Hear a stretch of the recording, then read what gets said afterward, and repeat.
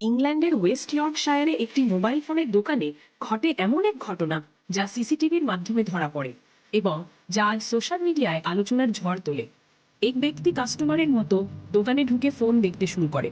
হুট পড়া সেই লোকটি দুইটি স্মার্টফোন হাতে নেয়, কিছুক্ষণ তুলনা করে এবং হঠাৎ করেই পালানোর চেষ্টা।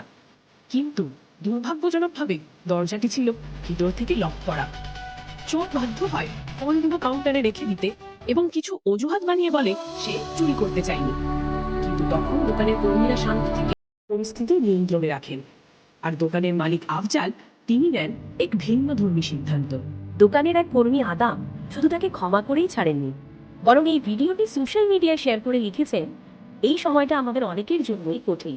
যদি কারো টেবিলে খাবার তুলে দিতে সমস্যা হয়, তাহলে দয়া করে আমাদের দোকানে আসো, আমরা দেখব কিভাবে সাহায্য করা যায়। এই মনোভাব আসে আদামের ইসলাম ধর্মবিশ্বাস থেকে, যেখানে দয়া, ক্ষমা ও সহানুভূতির শিক্ষা দেওয়া হয়। মানবিকতা এখনো বেঁচে আছে এবং এটাই এই ঘটনার মূল বার্তা। ডিএইচ নিউজের পক্ষ থেকে আমি নাসরিন সুলতানা তুহিন।